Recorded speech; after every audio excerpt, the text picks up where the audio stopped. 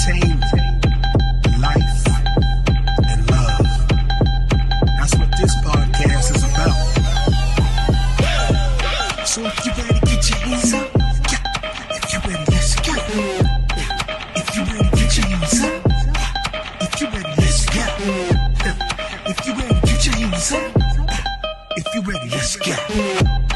Let's talk some shit. Talk some shit. We about to talk some shit. Talk some shit. Hey, we about to talk some shit. Talk some shit. We about to talk some shit. Hey, talk some shit. Talk some shit. We about to talk some shit. We about to talk some shit. We about to talk some shit. What up, what up, what up? You're tuning into Talking Shh with Swaggly. Yeah. And Cammi B. You already know. So on the show, we gonna be over here talking shh, which stands for stay humble, hustle hard. And you know, we walk it like we talk it over here. So you know, what shh is we talking today, Ty? What we talking about? I think we talking about a little bit of... I was talking to you about being new to the streets, you remember? Like, love and relationships. I'm kind of puzzled right now. I really don't know how to go about this. So should I be signing up for dating apps? Should I be meeting someone just, I don't know, regularly on the street? But also, too, I'm trying to figure out, like, what do I expect from these niggas? You know what I'm saying? Like, what should they be bringing to the table? You a man, that's why I'm asking you. I need you to tell me. I need guidance. It's hard for a girl out here in the streets. You know, I guess it just depends on who you're choosing. Okay. You know what I'm saying? And the mindset of that individual. Because that plays a part into, you know, how the whole relationship intertwinings are going to work, I guess is how you want to say it. Now, do you think, like, a type of person has something to do with that? Like, okay, say somebody's in the industry versus somebody is a guy who just, you know, works at FedEx or like, I think it used to matter, but I think Instagram and social media has made everybody feel like they're some shape, form, or fashion famous or, you know, have the possibility of being famous. Mm-hmm. So things have twisted in that arena. It's just the mentality, the maturity, and the dedication, you know, how serious the dude is about you, how serious he is to try to, you know, put his best foot forward. Right, because I don't think that matters in terms of like if you in entertainment or if you at FedEx, the type of person that you are, the core values, what your mama taught you, who raised you, is all that really matters at the end of the day. I do think that it kind of becomes harder for entertainment people, or it becomes harder for somebody who is heavily on the gram or something like that. So I even sometimes wonder, like, you saw that meme at one time, like, would you basically cancel a relationship for Instagram or cancel Instagram for a relationship? Would you? Yeah. For real. So if you had a girl and she was like, if it wasn't part of my business. You said if it wasn't? Part of my business. Okay, like if it was that's just true. Personal, Instagram, yeah, I mean, it's not a big deal. It's not that important to have social media if you're really trying to be with somebody. Oh, right, that's true. But then again, I would probably work harder at trying to cure her insecurity than to be trying to... Yeah, exactly, you know, right. Delete that. And we all know that women come with baggage and men come with hidden baggage.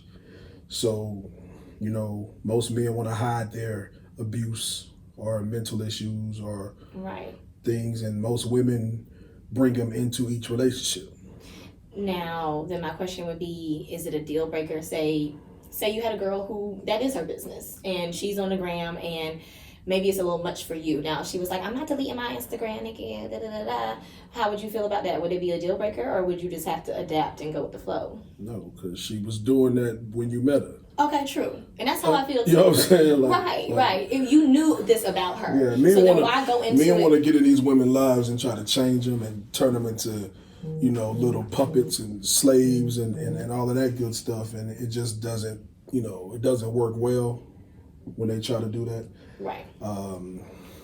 I do believe that it's a terrible situation for men to do that. I know a lot of situations some women are in.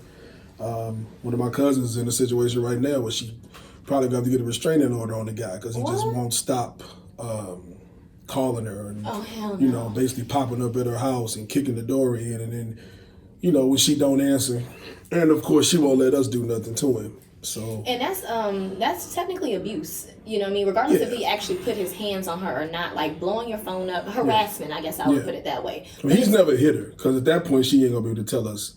Not to touch her. Pulling up. Yeah. He ain't never hit you know her. what I'm saying? But he's just controlling. Harassing and controlling. He's controlling. So she doesn't want us, you know, because the men in our family are very protective. And we don't really play them kind of games.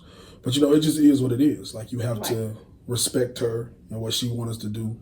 I just pray it don't end up, you know, in a bad situation where he tick off and go something crazy. Now, do you think that him and his behavior was a result of what we were talking trauma, some kind of trauma in his life, some kind of control issues that he hasn't dealt with, some kind of, you know, abuse or mental situations that he went through, you know?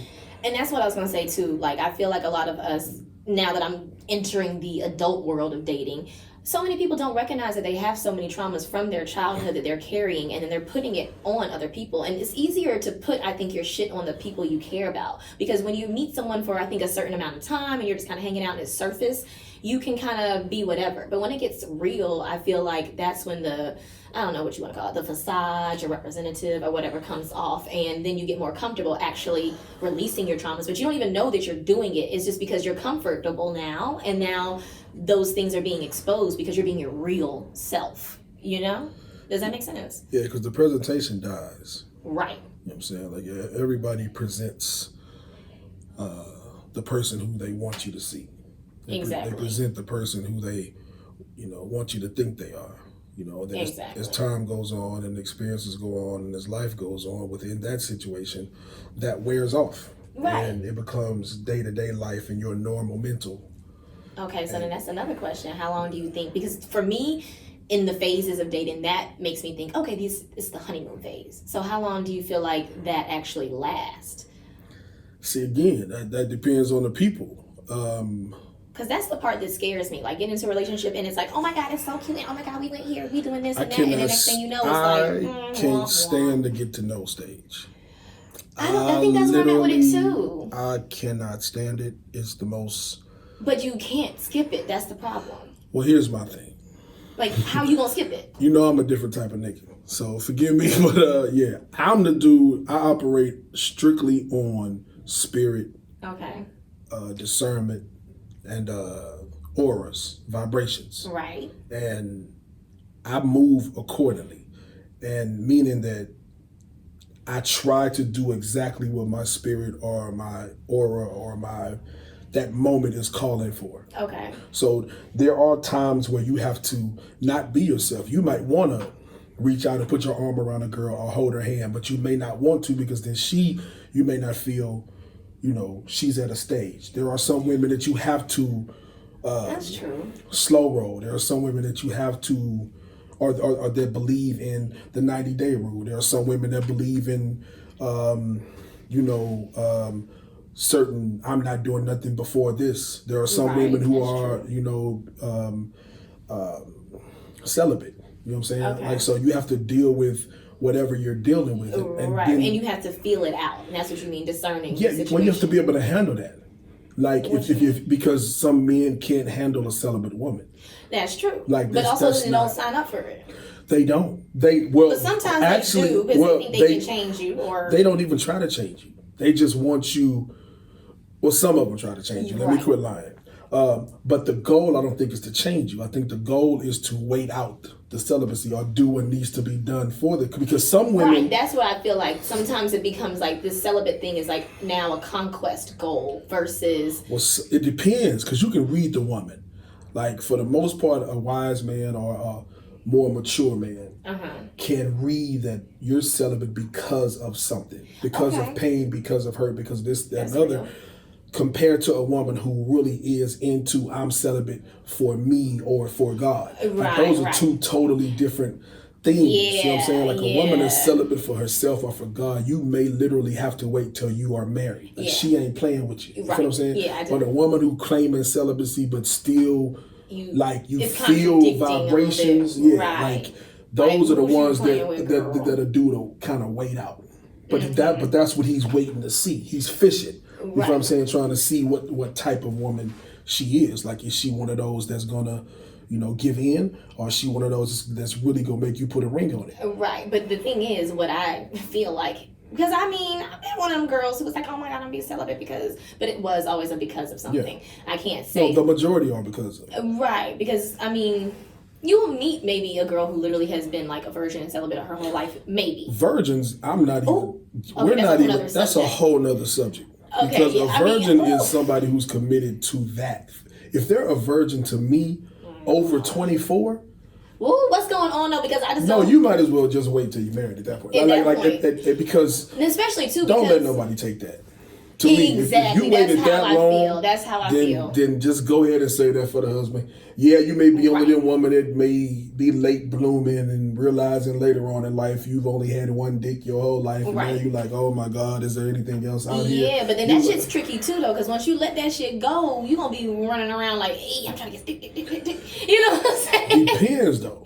Because if she messed around and got a rider, if she messed around and got a nigga that really put it down, she ain't really gonna be looking for nothing. Okay, but if she's wondering, if she's in the conversations with her homegirls and everybody's talking about these massive orgasms or these massive tricks that the men are doing, or then you're gonna just be curious. The curiosity. The curiosity, right? Yeah. But that's another thing. I felt like I don't know. After a certain age, it is like, well, why? Which part? Why be a virgin? Why be, I think it's how you raised. It's true. You know what I'm saying? Like, I think. Because I do feel like I'm one of those girls who feels like you do need your experiences. Because I don't want to get to my husband and not have had that. Because then I feel like then there's going to be something bottled up in me. And I am going to be hearing my girlfriends. And I am going to be curious because I'm like, oh, well, me and John was always together. And he do it like this. But you don't even really know what's out there. Yeah. But then the other part is, I think that's how, if you are being a virgin or celibate or whatever before God or for that whole situation, I do think God maybe intended to be that way, because you shouldn't have all these comparisons. That's why you probably would be satisfied and maybe stay married, because you wouldn't have all these dicks to compare it to. But if you had better and then you married the one who ain't even that good, that's gonna always be in your mind. But if I never even took myself there, I would think that my nigga's shit was the shit. You would. You know what I mean? Like, automatically. And I think that is something that is safe. Or you, because you don't know what you're missing. That's what I'm saying. But I think that in the Bible, I guess, and I don't know, the way I interpret it is like, technically that's the way it should be, so you don't have all these comparisons, so that your husband is the only one and whatever you had was good enough. See, the Bible is tricky though. That's a whole nother subject, baby. I want to create like an Ebonics Bible, because at the end of the day, the Bible got some really juicy stories. They wasn't there really scandalous too, though. Listen, it ain't about scandal. It's just the fact that you have to understand the magnitude of control. And where did it start? It started in Roman times. It started with Julius Caesar. Ooh, it started back then, and that's where control came into the thing. But you gotta understand, if you want to speak about the Bible, you know what I'm saying, you're gonna have to look high and low in that Bible to find a man that only had one woman. Ooh, so now that's something else, baby. We can set that aside for another day. Okay, that's the truth. That's a good one. We're gonna have to write that time. Women don't wanna have that conversation, because monogamy has been pushed to the American civilization. You travel the world, it's not as strong. But in the United States, it is strong, because the United States is built on control. The United States is built on a business. The United States is a business. Period. So therefore, everything about it is a business. So they have to control you mentally, reproduction. They want to control everything, so that you're able, so that they can dictate without being dictators. Hello. Like the home of the, land of the free, home of the brave, but it's really not. Not. You feel me? So it's obviously that, they play with the Constitution as they see fit. Right. So it's just us realizing what age we are, what mental we have, what do we believe in, because you will reach a place to where you have to decide your walk. And that's it. And I think that goes with everything. Back to the very first subject of dating. What is your walk? Because I think that in the day, dating becomes about who's going to walk with you with your walk and who's going to make you better from what you're already doing. And just like we were saying, you can't really be judging somebody or making somebody have all these rules when you walked into a situation where this person was already on their walk. And I think that might be the thing that is important when you're dating, is just to remember who you are and like stay true to that. Because I think so many women in particular, I don't know if men fall so much into the trap, but you know, next thing you know, you was doing A, B, C, and D, and all of a sudden it's not as important anymore because now, you know, I'm supporting him and his business, and all of a sudden, you know, but my man did this, and so I'm doing that, and I'm not doing as much as I'm not going to dance anymore. I'm not playing piano like I used to. So I think that for me in particular, the lesson would be just to stay adamant about who you are and what you want, and for yourself first, and whoever the other person is needs to come in and complement that and enhance that for you a bit. I think that's one of the duties that we're talking about, the duties of a man. The duties of a man is, as you know, beside the 3 P's, to please, protect, and provide. Come on, 3 P's. Outside of that, he should also be pushing his woman to. Yes, that's it. So it's 4 P's now. To be. What? Go back, review it, because they need to like write that down, baby. I need to remember that. Say it again. It's protect. To provide. To please. And to push. The 4 P's. You have to push her towards, you know, to be the best that she can be. You have to find her happiness, find her joy, find something that she can.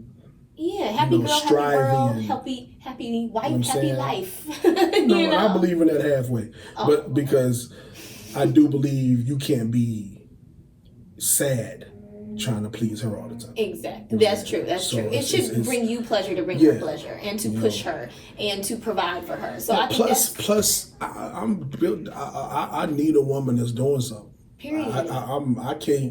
You can't be a 9-to-5 woman with me. And if you are, you need to have a couple more side hustles, because I'm busy. And if it comes to you sitting around, then that's going to be an issue. But see, that's once again, getting into the game, you would already have discerned and known, like, maybe that's not my girl, because all she does is... That depends on her presentation. So if she's sexy enough, is what you're saying? No. She can act like she's mentally ready. Okay. You know what I'm saying? And speak that talk and talk that talk, and then eventually get in it and then become the most naggingest woman you've ever met in your life, because she really wasn't ready. Or she really can't handle you being gone, or handle you being running around doing all the things you're doing. Like she, you know, why can't I come? Why can't I go?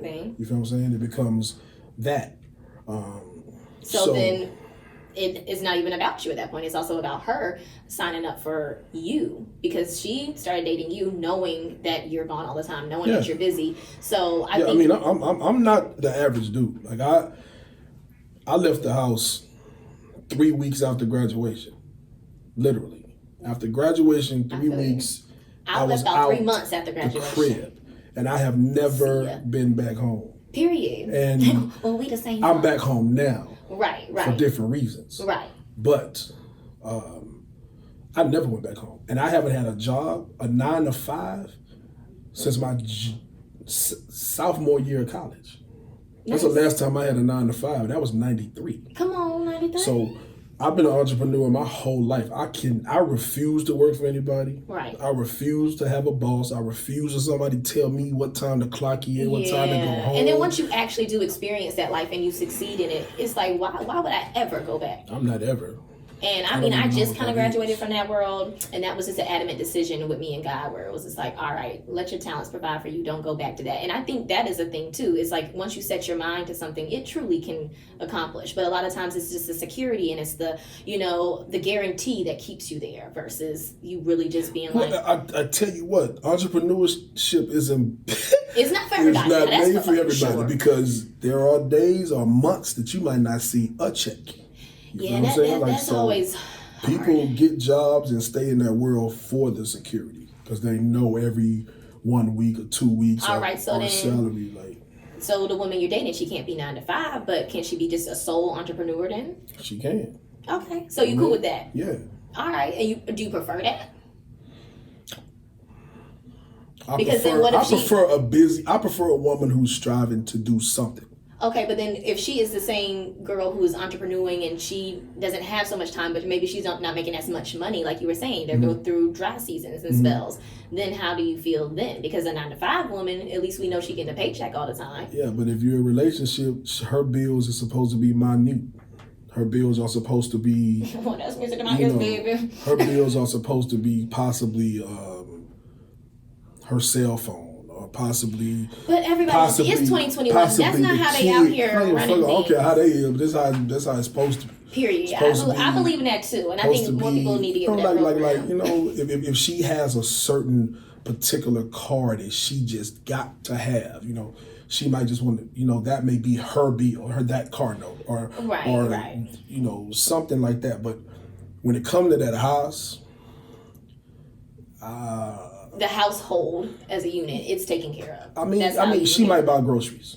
Okay, well, shit. You feel me? But as far as the light bill and the gas bill, the water bill, the rent for the most part, the man should 99% take care of that, and only fall off if he falls off.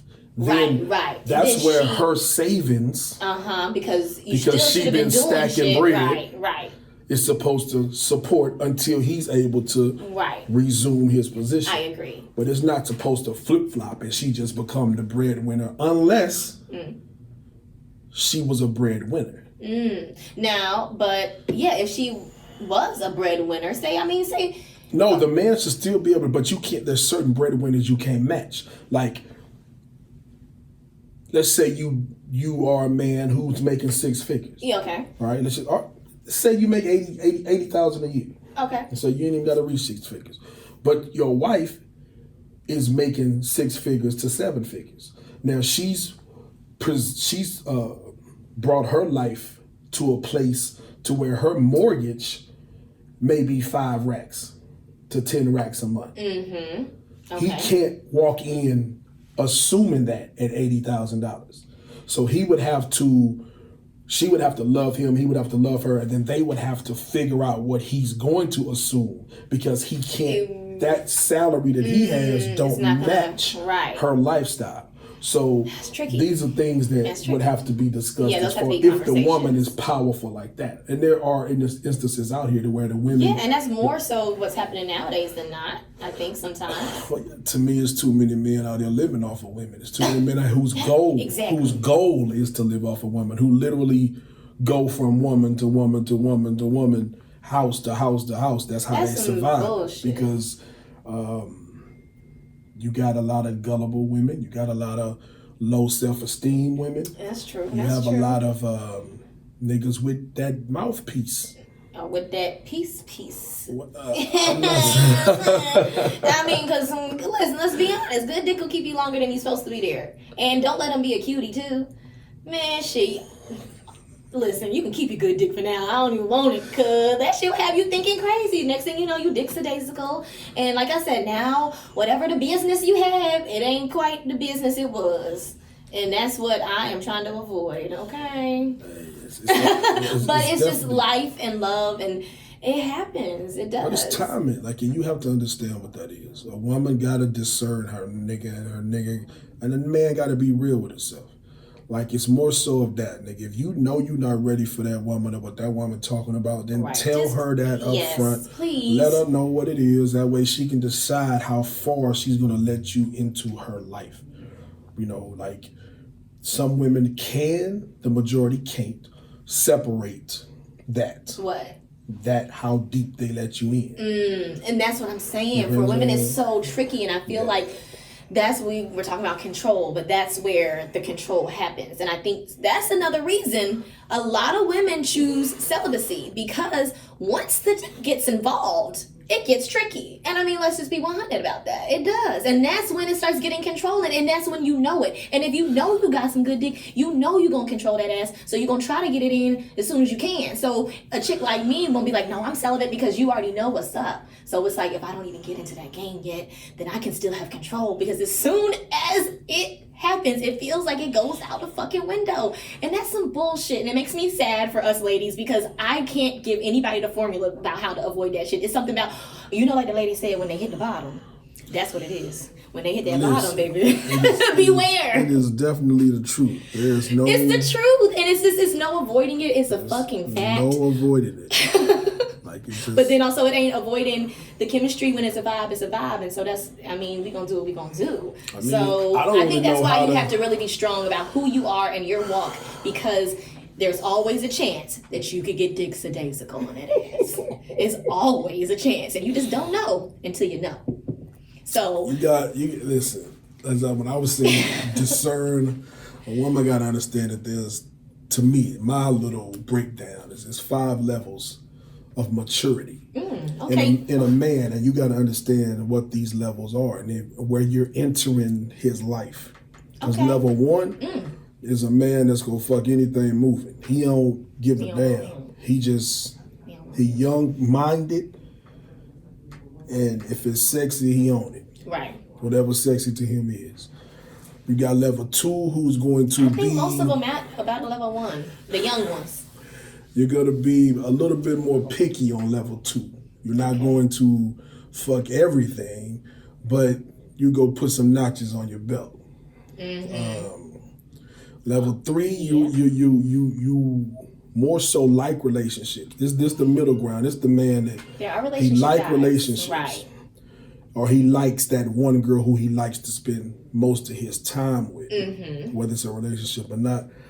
But he go step out every 1 to 3 years. Oh, that's the mid range of man. That's the majority of men. So is back to my question? You think that's the honeymoon phase is over at that point? No, that's just the majority of men. That's what you're dealing with. Is level 3 men for the most part. Level 4, same thing, relationship driven, companionship driven. Okay. But he only go step out every maybe 3 to 5 years. He just go but you didn't have no nigga on that list that don't step out at all. So what you saying? Level 5. Oh, sorry, I got mad.